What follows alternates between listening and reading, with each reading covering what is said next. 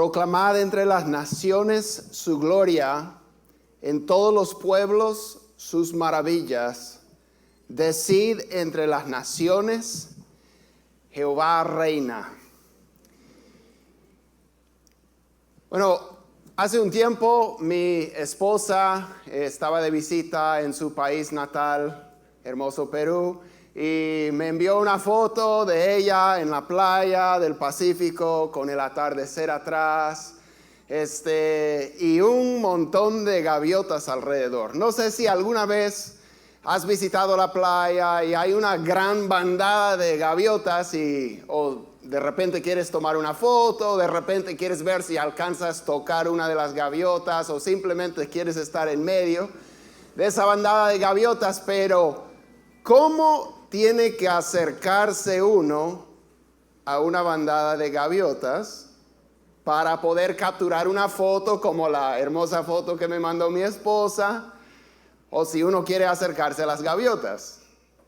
Bueno, uno tiene que acercarse muy sigilosamente, casi caminando de puntas, muy disimuladamente. Casi uno tiene que pensar como si fuera una gaviota, para que las gaviotas no le reconozcan que no es gaviota, ¿verdad? Como si fuera una gaviota grande, pero ahí entre ellos. Creo que esto nos ayuda a entender cómo tenemos que acercarnos a las personas no creyentes en este mundo postmoderno. Algo muy interesante cuando miramos la vida de Jesús es el hecho de que los pecadores se acercaban a Él y Él se acercaba a los pecadores y no se alarmaban. No se huían. Dejaban que Él estuviera en su presencia. Hasta ellos buscaban su presencia. ¿Por qué entonces esa no es la experiencia común de los creyentes hoy en día o de la iglesia del Señor? Esta noche queremos hablar un poco acerca de cómo ser la iglesia, es decir, cómo vivir nuestra misión en un mundo postmoderno. Y vamos a hablar un poco acerca de nuestra identidad en cuanto a la misión de Dios. Vamos a hablar un poco acerca de nuestra actitud, nuestra postura ante un mundo postmoderno y vamos a hablar un poco de nuestra metodología en la misión de Dios. Y para empezar, vamos a leer la gran comisión del Evangelio de San Juan. Vamos a leer en un momentito el versículo 21 del capítulo 20. Pero sé que están muy familiarizados con la gran comisión. Se encuentra en los 4 evangelios y en el libro de los Hechos. Y si Mateo nos da el qué de la comisión, que es hacer discípulos, y Marcos nos dice a quiénes, a toda criatura, tenemos que anunciar las buenas nuevas, y Lucas nos dice de quién viene el poder para cumplir la misión, del Espíritu prometido del Padre, enviado de lo alto, invistiéndonos de poder. Y en Hechos, Lucas nos dice el dónde de nuestra misión, nuestra Jerusalén, nuestra Judea y Samaria y hasta el último de la tierra. Realmente Juan nos ayuda a entender el cómo de nuestra misión. Y en eso queremos enfocarnos en esta noche, ya que es clave para poder cumplir nuestra misión en un contexto postmoderno. En el capítulo 20 de Juan, Jesús ya resucitado se aparece a sus discípulos que están reunidos a puerta cerrada por temor de los judíos. Y leemos en Juan 20:21, Jesús les dijo otra vez, paz a ustedes. como el Padre me envió a mí, así también yo los envío. Como el Padre me ha enviado a mí, así también yo los envío. Entonces, queremos tomar unos minutos en esta noche juntos para mirar el cómo de nuestra misión. Cómo ser la iglesia en un mundo posmoderno. Nosotros servimos a un Dios misionero. Dios es el que envió al Señor Jesucristo, ¿verdad? Nosotros hablamos en términos teológicos de la missio Dei, la misión de Dios. Porque la misión de la iglesia, la misión del creyente es la misión de Dios. Nosotros estamos participando en su misión en el mundo. Sabemos que los creyentes fuimos escogidos desde antes de la fundación del mundo. O sea, fue el plan de Dios llevar a cabo esta misión desde antes de crear el mundo. Y nosotros estamos entrando en esa misión eterna de Dios. Desde las primeras páginas de la Biblia, Génesis 3, versículo 15, tenemos la primera mención del Evangelio, donde nos dice que va a venir un Salvador que aplastará la cabeza de la serpiente.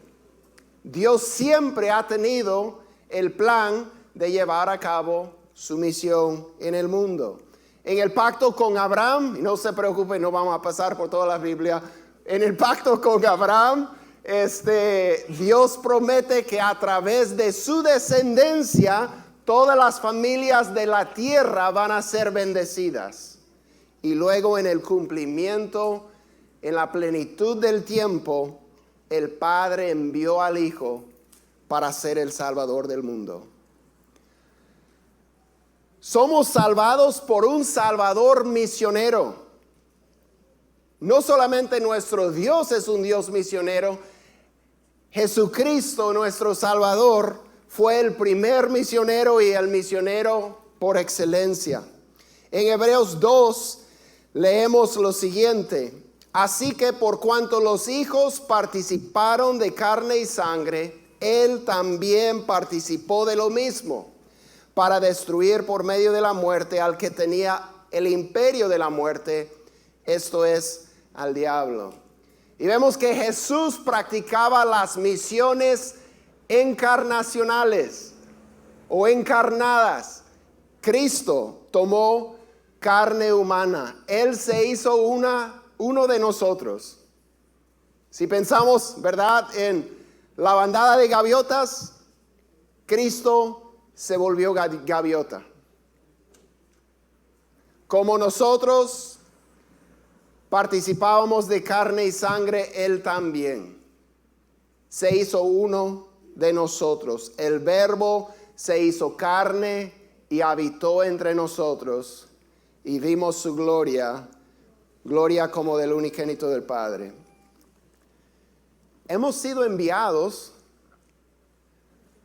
por un espíritu, con un espíritu misionero. En Hechos 1:8, el Señor dijo a sus discípulos y a todos nosotros que recibiríamos poder cuando hubiera venido el Espíritu Santo sobre nosotros, y seríamos sus testigos en Jerusalén, Judea, Samaria, hasta lo último de la tierra. El Espíritu Santo dado para poder cumplir la misión de Dios. En Lucas les dijo a los creyentes que no salieran de Jerusalén. Tenían mucho trabajo por hacer. Seguimos tratando de hacer todo el trabajo que les quedaba a ellos, pero Jesús dijo que no empezaran hasta que fueran investidos de poder de lo alto. El Espíritu dado para la misión de Dios. Muchos han observado que el libro de los hechos de los apóstoles, muy apropiadamente podría llamarse los hechos del Espíritu Santo, porque el Espíritu Santo es el que está impulsando y llevando a cabo la misión. Cuando miramos ese pasaje que leímos al principio, donde Jesús dice, como el Padre me ha enviado, así también yo los envío. Esa palabra de ser enviados, nosotros la usamos con diferentes, podríamos decir, etimologías, diferentes raíces en cuanto a los idiomas. Por ejemplo, en el latín, una palabra que tiene la raíz de enviado es la palabra misionero. En el griego, la palabra de ser enviados es la palabra que tenemos como los apóstoles. Son los enviados. Jesús usa en este versículo y en Juan 17 específicamente la palabra apostoleo, que Él está enviándonos en esta misión.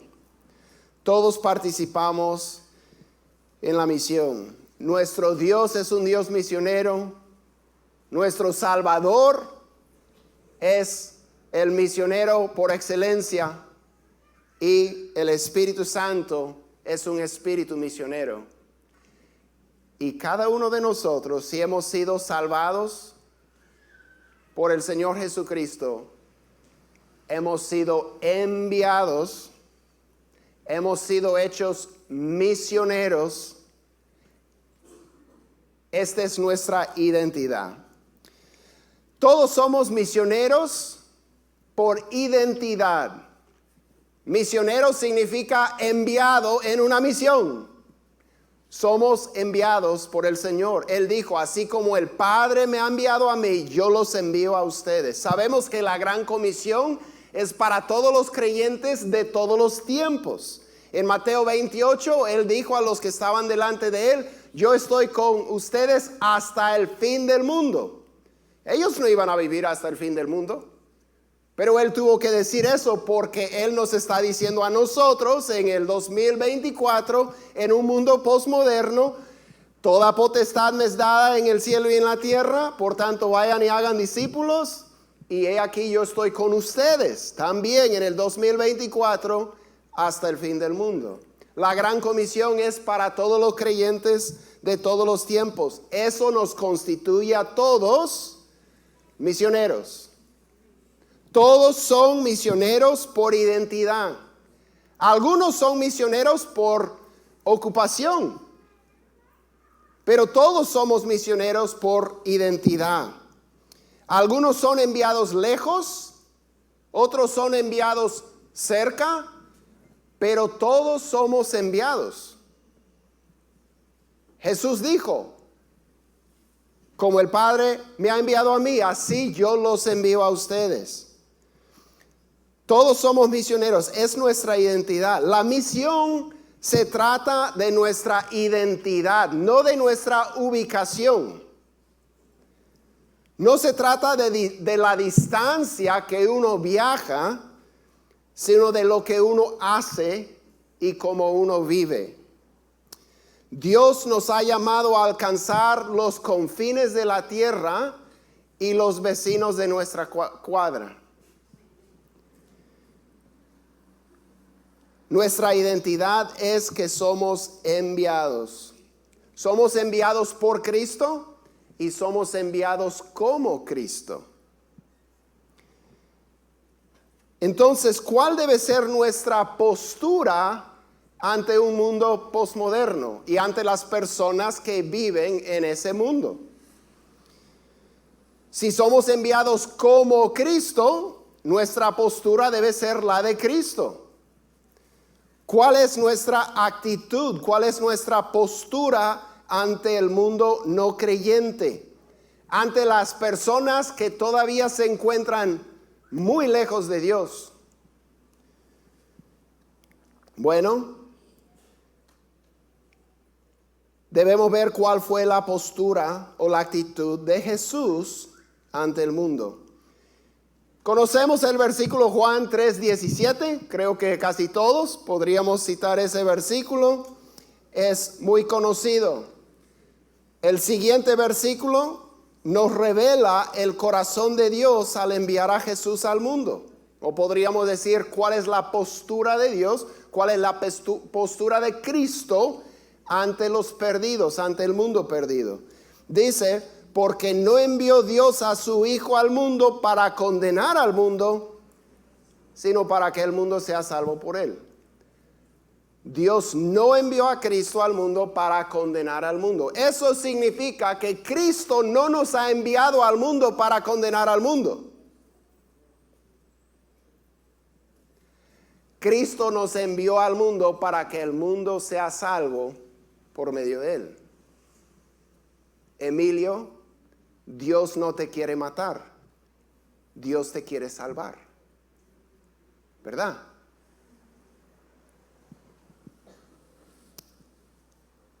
Entonces ahí vemos el balance. Jesús comparte la verdad. Dice que de tal manera amó Dios al mundo que envió a su Hijo unigénito para que todo aquel que en él cree no se pierda, sino que tenga vida eterna. ¿Qué está diciendo ahí? El que no cree se va a perder.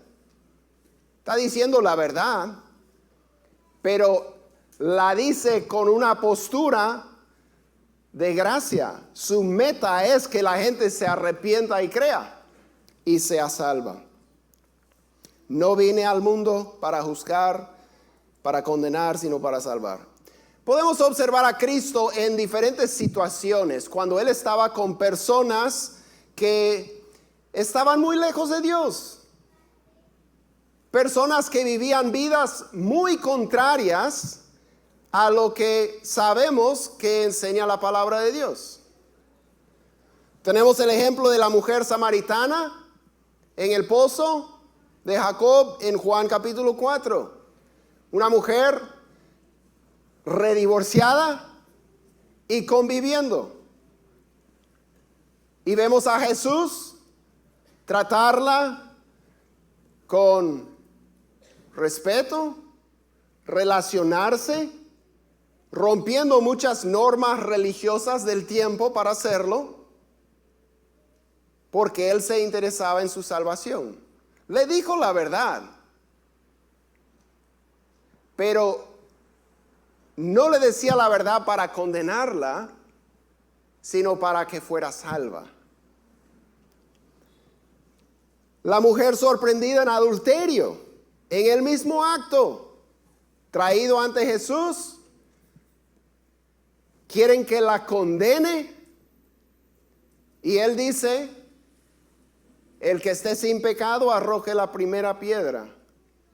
Él, el único que tenía derecho en esas circunstancias de arrojarle una piedra, dijo, ¿dónde están los que te acusan? No hay nadie, Señor. Yo tampoco te condeno. Fíjese, yo tampoco te condeno. Anda y no peques más. Le dice la verdad, pero su postura es para su salvación. Él no ha venido para condenar, sino para salvar. ¿Cuál es nuestra postura ante las personas que no creen en Jesús y ante las personas que viven de maneras muy contrarias a su palabra? Cristo nos ha enviado no para condenarlas, sino para buscar y procurar su salvación. Para poder decir, Dios no te quiere matar, Dios te quiere salvar. Entonces, vemos en Jesús y en los apóstoles un balance. Hablamos de este balance en nuestra iglesia. Tenemos una pequeña plantación de habla hispana ahí donde estamos en Houston. Y hablamos del balance entre, el balance que menciona Juan 1:14, donde dice, como hemos citado anteriormente, aquel verbo fue hecho carne y habitó entre nosotros y vimos su gloria, gloria como del unigénito del Padre, que dice, lleno de gracia y de verdad. lleno de gracia y de verdad. A veces podemos errar solo siendo llenos de gracia. Y ahí paramos. Solo gracia. Y es cierto, somos salvos por gracia. Pero es gracia con la verdad.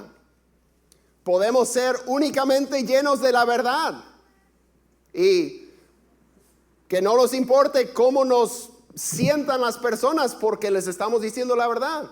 Y decimos, bueno, ponemos el pretexto, ¿no? O sea, te digo la verdad porque te amo. Pero la persona no se siente muy amada. A veces usamos eso como pretexto de poder decir lo que queremos decir sin que nos importe cómo la otra persona sienta o cómo termine. Lleno de gracia y de verdad. Entonces, como iglesias, en nuestras reuniones dominicales, en nuestras reuniones en casa, en nuestro servicio de misericordia en la comunidad, en nuestro esfuerzo evangelístico, debemos ser llenos de gracia y de verdad. Cristo no tenía pelos en la lengua. Él habló la verdad más francamente que cualquier otro, pero siempre buscando el bien de la persona, porque él amaba a la persona a pesar de su perdición y su pecado, y a pesar de su conducta contraria a la palabra de Dios. Entonces, mientras proclamamos la verdad, tenemos que recordar que nuestra postura, nuestra actitud tiene que ser una de gracia. Compartimos la verdad con una postura de gracia. Muchas veces se nos da amnesia espiritual, ¿verdad? Tenemos amnesia espiritual. Condenamos a otros sin recordar dónde estábamos nosotros cuando el Señor nos salvó, ¿verdad?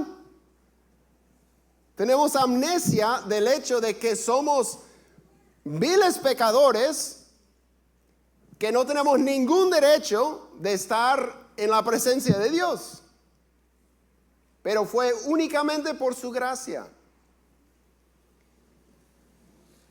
Muchas veces nos engañamos por la obra de santificación en nuestra vida y empezamos a pensar que nosotros somos personas muy santas y muy aceptables a Dios.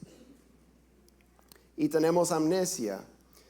Y venimos a ser como el deudor de la parábola, que se le perdonó una deuda que es más de la economía de la mayoría de los países del mundo. Y él, ¿verdad?, está ahorcando a su amigo por 5 soles.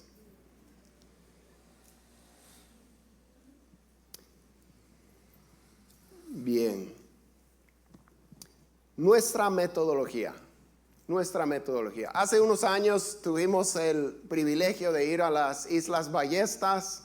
Experiencia muy inolvidable, no solamente por los olores de las islas, para los que han ido a las islas, pero también paisajes muy hermosos y mucha historia, fauna, muchas cosas ahí. Pero ahí pudimos observar las cosas que se ven, ¿verdad? A veces en los programas de Discovery Channel y cosas así. Ver la vida silvestre, salvaje, así. Bueno, hay los pingüinos, que son aves no voladoras, ¿verdad? Hay también los lobos marinos, ¿verdad? Y hay los pelícanos peruanos que están ahí y otras cosas. Pero si uno está mirando los pingüinos y se va acercando y subiendo en la roca un lobo marino, los pingüinos tienen una reacción, ¿verdad? No van para darle un besito al lobo marino. El lobo marino sí le quiere dar un beso a al pingüino, ¿verdad? Pero esa situación que uno observa, ¿verdad? Cuando están los pelícanos, no hay problema. Los pelícanos son muy grandes, son aves distintas, pero los pingüinos están tranquilos. O sea, son aves, no hay problema. Nosotros somos pecadores, somos seres humanos, somos creación de Dios. Somos muy semejantes a las personas que no tienen a Cristo. Creo que hay más similitudes que diferencias, honestamente. Si no tenemos amnesia espiritual, somos iguales. La única diferencia es Cristo. Entonces podríamos relacionarnos y no espantar a las personas. Tendría sentido. O sea, no tenemos que acercarnos como los lobos marinos que queremos destruir. Claro que somos diferentes, pero también somos bastante iguales. Somos pecadores necesitados de la gracia y ellos también. Nosotros en un momento estuvimos donde están ellos y necesitábamos que alguien nos viniera y nos hablara. Y nosotros podemos ser esa persona para ellos. Nuestro método, si somos enviados como Cristo, es encarnar el Evangelio en medio de otras personas. Cristo dice, hagan brillar su luz delante de los hombres. Él dice que somos como luminares entre las personas del mundo. Cristo usa esta terminología, ¿verdad? Que somos luces entre las tinieblas. Me encanta como algunas preposiciones que Cristo usa en Juan 17. Son muy importantes y quiero que veamos estas preposiciones en Juan 17. Nos describe bastante acerca de nuestra misión. Estamos viviendo en un mundo post-cristiano, lo cual significa no que no han escuchado el Evangelio, no que no han escuchado de lo que cree el cristianismo, no que no han nunca leído la palabra de Dios, sino que saben lo que dice el cristianismo y lo han rechazado. Es otra realidad. Y como hablamos antes en el taller, no se cree en la verdad absoluta. Entonces, todo es relativo, todo es personal. Entonces, no vamos a ganar a las personas con nuestras afirmaciones acerca de la verdad, porque no creen en la verdad. Podemos hablarles de la Biblia, pero tampoco creen en la Biblia. Vamos a tener que usar mejores estrategias. No digo que hay mejor estrategia que la palabra de Dios, porque no la hay. La fe viene por el oír y el oír por la palabra de Dios. Pero ¿cómo vamos a lograr una audiencia para la palabra de Dios? Podemos pensar en Pablo. Creo que es muy buen ejemplo cuando Pablo está en el Areópago entre los filósofos griegos, personas idólatras, personas que tenían vidas muy contrarias a la palabra de Dios. Y Pablo no entra al Areópago predicándoles desde el Antiguo Testamento, porque ellos no creen en el Antiguo Testamento todavía. Pablo les habla con respeto. Pablo habla en términos que ellos pueden entender. Y Pablo, usando como punto de partida lo que ellos actualmente creen, él los lleva a la verdad acerca del Dios que creó el universo y acerca del Dios que va a juzgar el mundo y acerca del Salvador. Algunos dijeron, queremos escuchar más acerca de esto. Entonces, Pablo usó una táctica. Cuando él entraba en una ciudad, entraba en la sinagoga directo de las Escrituras, porque estaba con una audiencia que creía y conocía las Escrituras.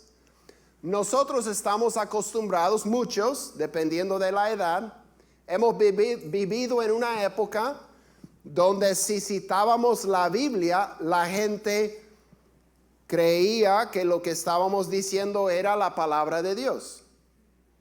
Estamos en un contexto diferente ahora. Vamos a tener que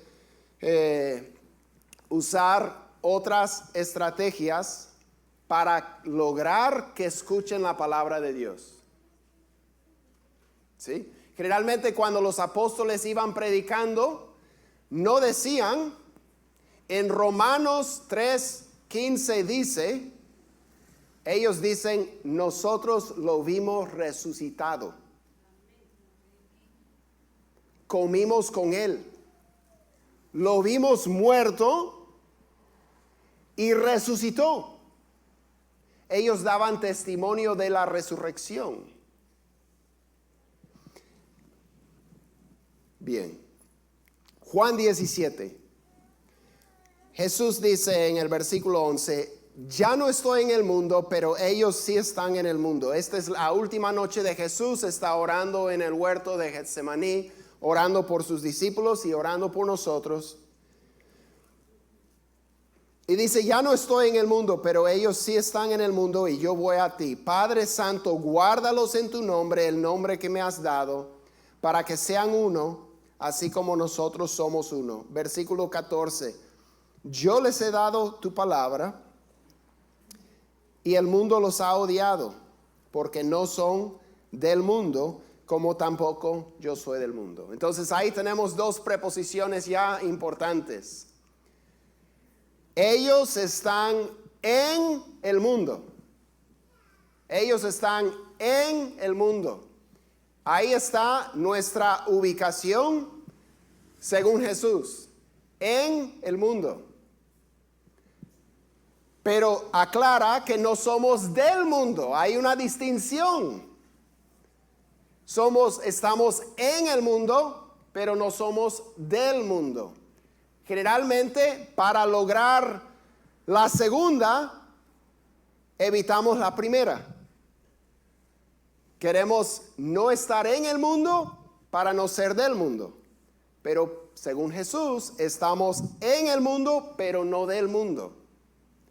Es más, él dice en el versículo 15, no te ruego que los saques del mundo. No te ruego que los saques del mundo, sino que los guardes del maligno. Ellos no son del mundo, como tampoco yo soy del mundo. Entonces ahí tenemos otra preposición.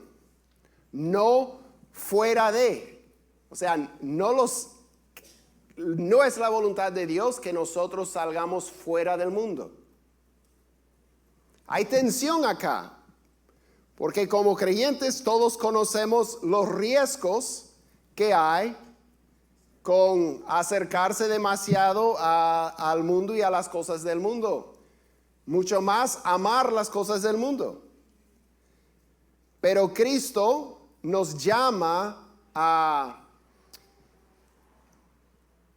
soportar y a aprender a manejar esta tensión. Porque según Cristo no quiere que salgamos fuera del mundo. ¿Por qué? Somos la luz del mundo. Somos la sal de la tierra. Nuestras obras tienen que brillar delante de las personas si van a poder verlas. Es más, dicen, después de decir, santifícalos en tu verdad, santifícalos en la verdad, tu palabra es verdad. Él dice esto en el versículo 18. como tú me enviaste al mundo, yo también los he enviado al mundo. Es increíble. Porque Jesús dice que nuestra dirección como creyentes misioneros es al mundo. Eso genera bastante tensión. Porque estamos tratando todos, el mundo es donde empezamos. Y estamos tratando de ser santificados por la palabra, etcétera. ¿Sabían ustedes que a Jesús le acusaron y le llamaron amigo de pecadores? Amigo de pecadores le dijeron. ¿Corremos el riesgo nosotros de que nos digan lo mismo? Que nos digan, este es un amigo de pecadores. Muchas veces no. Pero esa era la táctica de Jesús. Claro, tus amigos íntimos deben ser personas creyentes, temerosas de Dios, entregadas al Señor. Necesitas una comunidad de creyentes fuerte. Pero si no nos podemos relacionar, si no podemos sentarnos en la mesa con pecadores, así como Cristo hizo, comiendo en casa de cobradores de impuestos, de personas, ¿verdad? Le acusaban porque él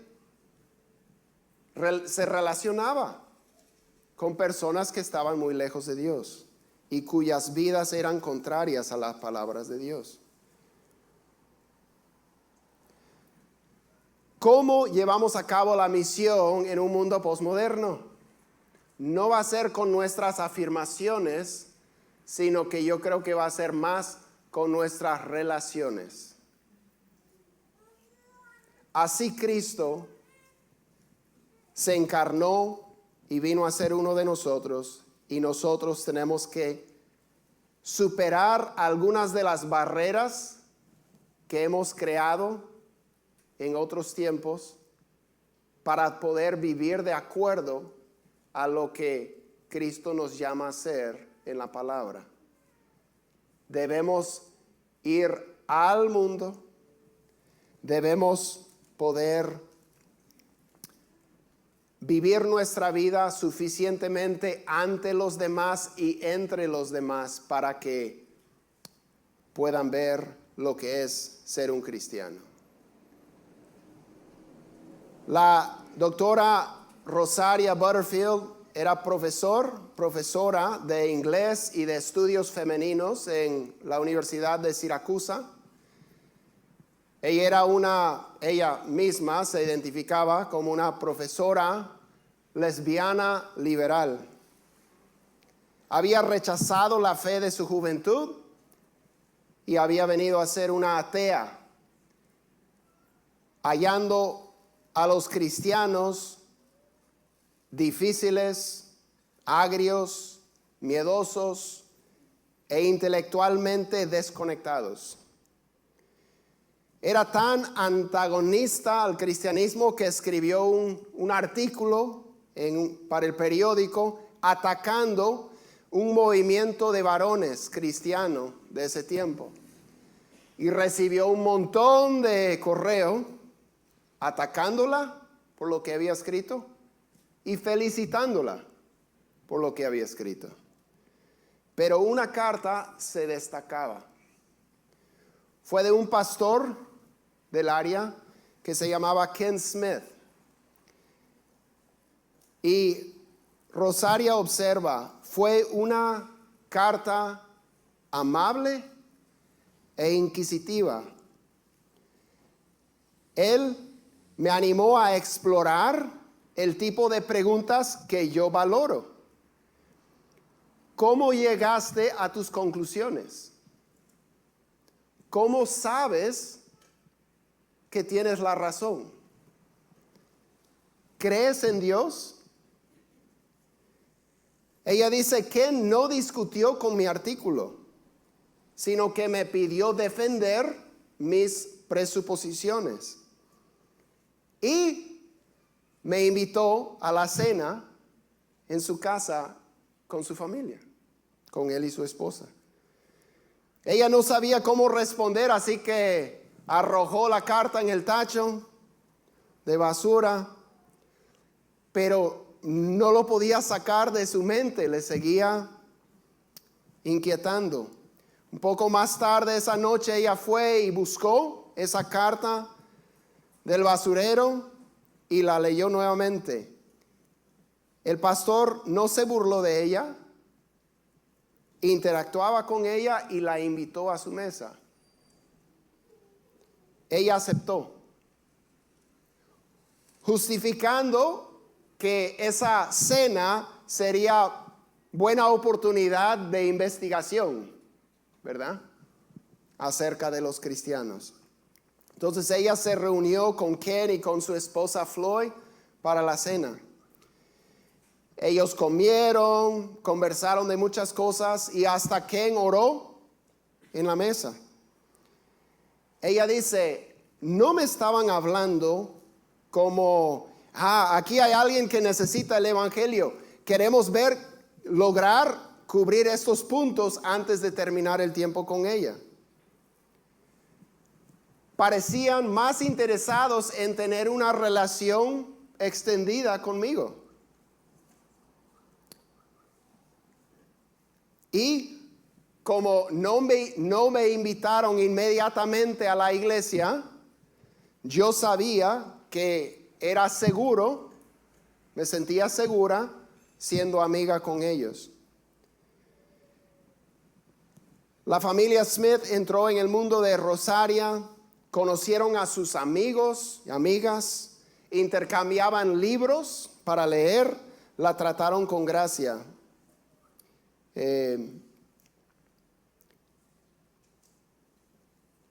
Tal vez cabe mencionar que el pastor Smith y su iglesia predican una doctrina con la que todos estaríamos de acuerdo. Son creyentes bíblicos que creen las escrituras, creen lo mismo que todos nosotros.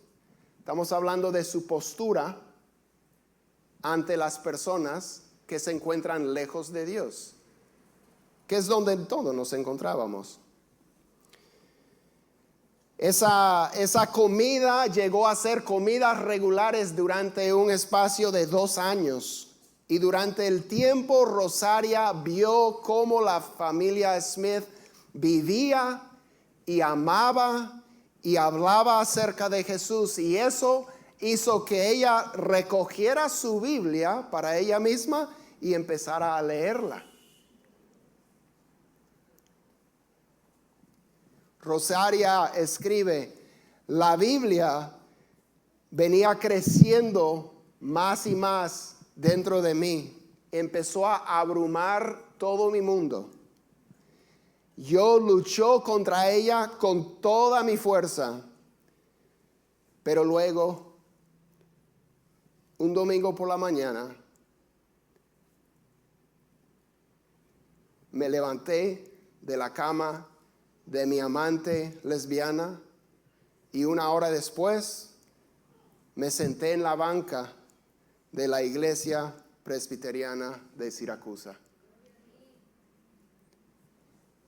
Rosaria cortó esa relación, recibió a Cristo, creció en la fe, se ha casado, es esposa de pastor, predicando el evangelio. Es autora, oradora, impactando miles de vidas. Ha escrito libros. Y como digo, nada tenía que ver con una doctrina diluida. Ellos hablaban la verdad en esa mesa con ella, pero la hablaban con gracia, llenos de gracia y de verdad. Y creo que eso ilustra para nosotros un poco a lo que Cristo nos llama y de cómo nosotros podemos llevar a cabo nuestra misión en un mundo que no cree la verdad y no cree en la Biblia, pero sí puede creer en la Biblia y la verdad encarnadas en la vida de un seguidor de Jesús, que puede brillar la luz de Cristo a través de una relación sincera que se preocupa por la persona y por su salvación. Vamos a orar y pedir que Dios nos ayude. Señor, gracias.